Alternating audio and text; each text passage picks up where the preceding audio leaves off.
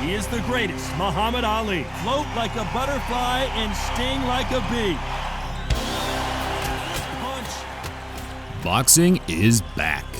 EA, you can keep churning out UFC games year after year. But if you now decide to make a return to the sweet science, there's competition, with a passionate dev team hell-bent on eclipsing what was formerly the holy grail boxing game franchise, Fight Night. Lots of hype as they will fight into the night. We're outdoors for this big main event. So here we go, should be a good one.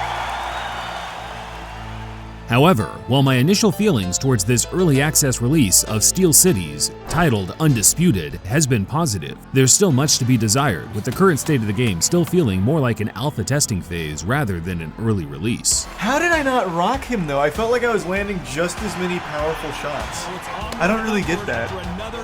I know, this is a different type of video from what I usually create. Still, being such a big fan of both gaming and boxing, it seemed only natural for me to share my honest, unsponsored thoughts about whether it's worth parting ways with your hard-earned cash. I am going to warn you, I'm incredibly passionate about what I think the perfect boxing game should be, so if you think I'm just being extremely nitpicky about random minor details, well, I am. I've been waiting for a major boxing video game release for over a decade, and during that time I've mapped out every aspect of the game that I think would maximize the overall enjoyment for both boxing and gaming fans alike, while still being in the realm of accomplishable, even for a smaller development team such as Steel City Interactive. Without any further ado, just how good is Undisputed actually?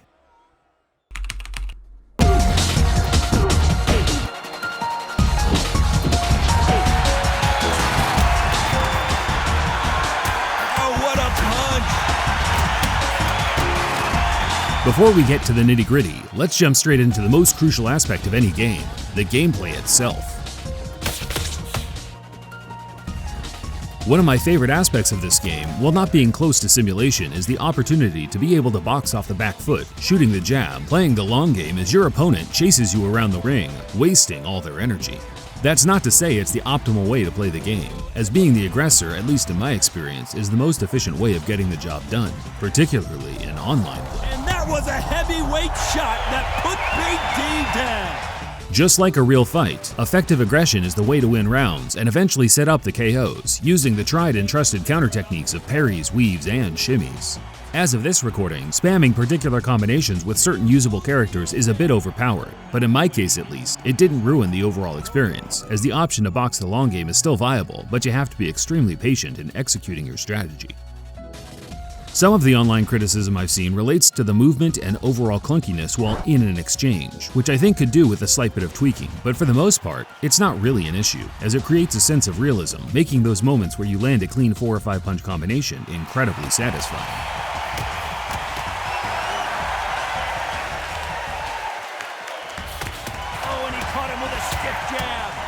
The fighting isn't close to simulation, but it's even further from being arcade style, benefiting the more competent player, even in those dogfights where both guys are trying to get the job done as quickly as possible.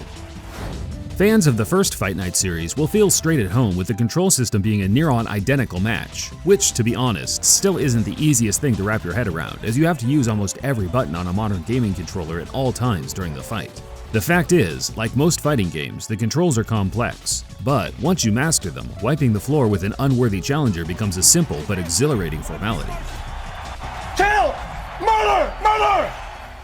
We all know that there's an issue with scoring in today's fight game, with seemingly a robbery or two on every card during the fight season. Still, this game takes things to another level, with what I can only describe as random generated cards, where one judge will score it correctly, and the others will jot down any old nonsense just to make things interesting.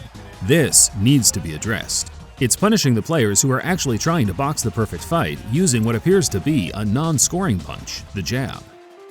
Apart from the scoring, I have few complaints about the gameplay. It's the sole reason I'll keep coming back to play over and over during the game's lifecycle. A solid 8.5 out of 10. Goes Fury!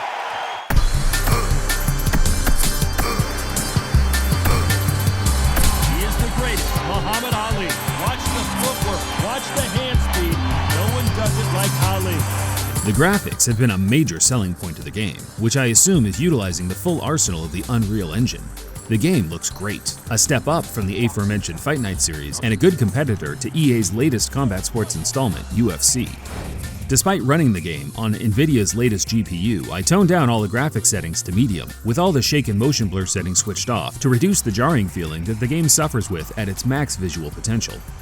The cutscenes are a novelty, but quickly become instant skips once you've seen your favorite boxers walk out in the few available arenas. They really need to create a bunch of new cutscenes, the most notable being the KO animation, which is the same each and every time you score a knockout.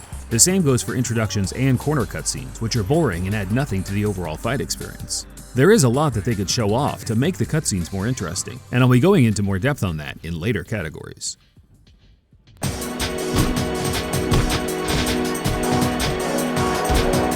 The menu and UI system are basic but get the job done.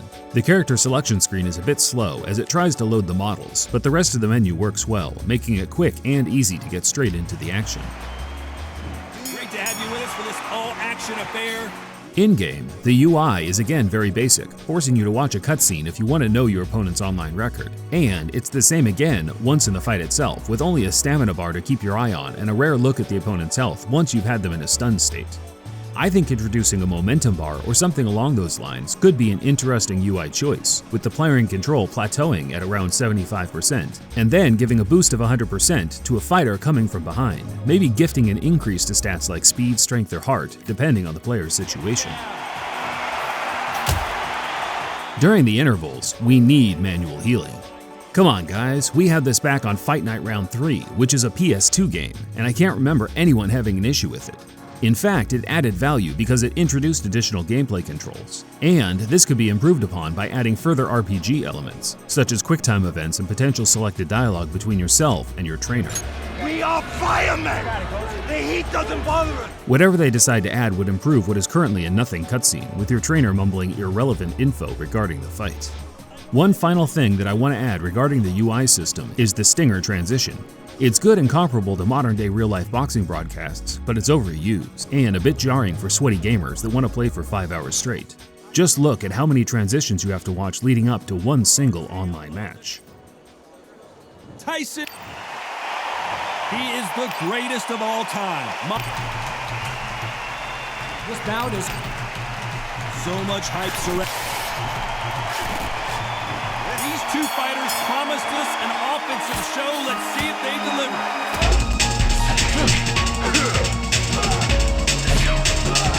Given the game's current state, the game modes so far are pretty bare bones, with only quick play matches available on and offline, with the primary mode being ranked, which we'll discuss later. Undisputed does offer a Legendary Night mode, where you can relive a classic match and earn points for the leaderboard. However, it's a novelty that wears off quickly and seems more like filler rather than a fully fleshed out mode worthy of a slot on the home screen.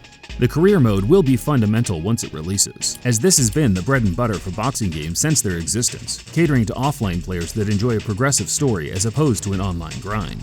Something that I should have mentioned in the earlier gameplay category is how well programmed the AI is in this game, making it hard to differentiate between playing the computer or a friend on a split screen, which bodes well for working alongside a cohesive offline story. Create a Boxer is another must-have feature, and I'm glad to say it'll be back. And we can already see the option to download fan-made characters, which will be essential for adding those fighters that the game couldn't get the rights for to our rosters. Schwarzenegger, everybody knows the Terminator, the Governor, the Predator. This will be a double-edged sword for what we can see will be a buy a Boxer option from their yet-to-be-released store, and that is something that I'll touch upon in a later chapter. Overall, the modes still leave a lot to be desired. I think adding a more comprehensive offline training mode, comparable to the FIFA Skill School, would help improve massively upon what is essentially a basic control guide at the moment, completing challenges to unlock new items while simultaneously becoming much more competent at the game. Depending on how in-depth the story mode is, I think adding a legacy-type mode, like in Fight Night Champion, would be another excellent option for a future update. Imagine reliving the career through gameplay of someone like Roy Jones or Joe Louis, from their debut to significant milestones like title fights and undisputed matchups. A simple transition screen between fights explaining the story of the fighter's career as you progress through 6 or 7 legendary nights would be enough to appease most of the boxing nuts playing the game. What a fight we expect this one to be. Both of these athletes primed and ready.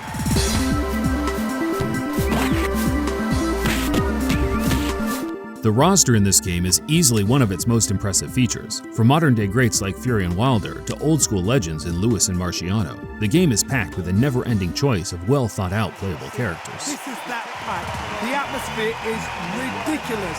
I don't have access to the complete potential roster list that's expected at the main release, but from what I've read online during development, there isn't an unlicensed sports title in history that even comes close to rivaling it, including EA's Fight Night series that has been simply put crushed by its modern-day counterparts. They get set to be able to play with the Bronze Bomber in the SBC. Here we are. You guys have requested it. I'm here. I have to assume that the developers of this game are either British or at least British-driven in their marketing campaign, because the roster is kind of saturated with a lot of unproven domestic talents from overseas. I don't have any major issues with this per se, but it'd be nice if they showed some love to American, European, and Asian talents on the rise. There are so many better choices of boxers with more extensive profiles and real-world capabilities that could correlate adequately into the game.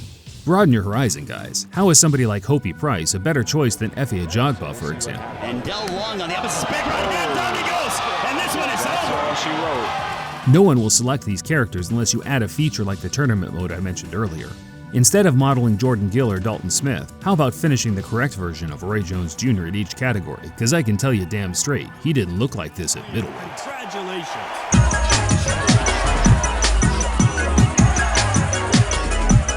Ranked mode is where I've spent 99% of my time in this game so far, putting my skills to the test against other players on a similar skill level to my own, with the same sweaty motivation of becoming the most feared player in your region. What a shot, he goes down! For those of you that have played the game already, you'll know that my ranked record is reflective of a player that is, in all honesty, taking the game too seriously, as I haven't matched up with a single opponent in my 80 or so fights that even has a record close to mine.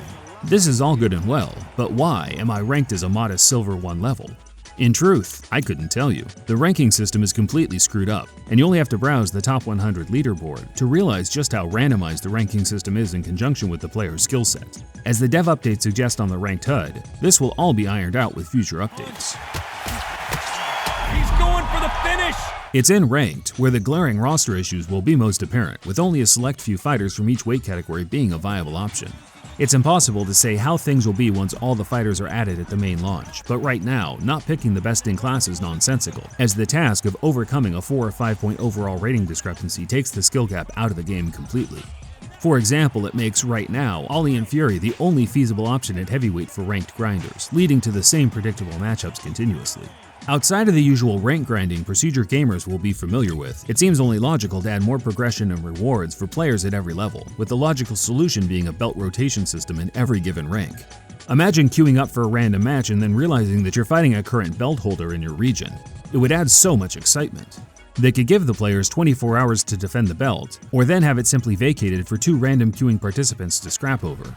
I can't imagine that this would be too difficult to program. Something as simple as the Apex Legends champion system would be satisfactory enough. This is your champion.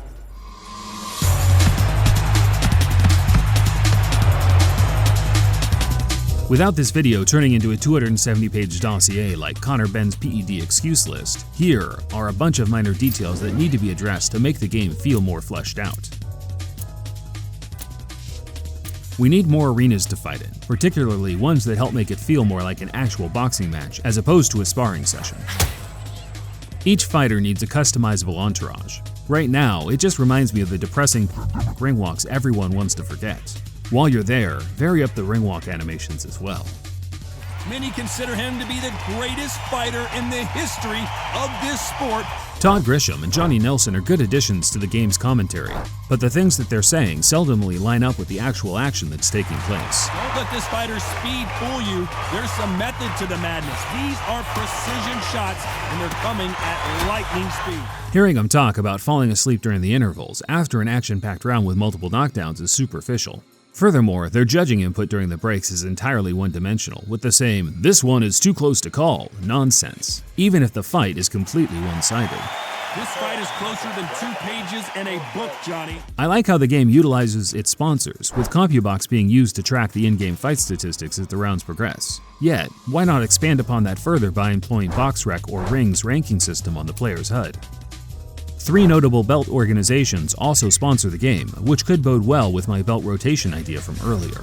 Yes, I like that round. Good round. You feel good? Good man. Good man. The trainers, announcers, in-game animations, KO replays, and overall sound design are also worth mentioning. These are all areas that the dev team has obviously put work into, but fell short of producing anything to sing home about.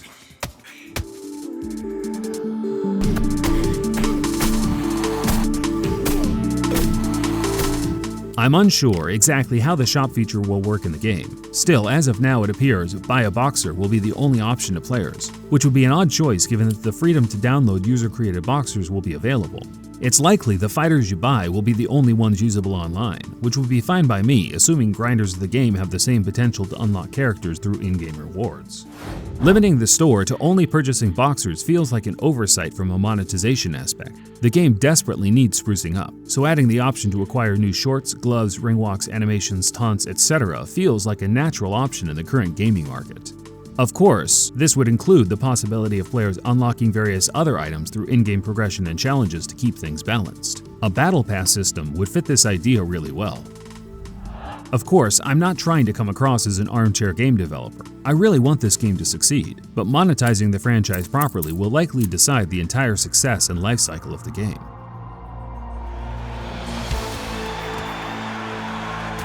With everything said, is Undisputed worth parting ways with $30 or so? For boxing fans, it's a resounding yes. The gameplay is very addicting and faithful to the sweet science.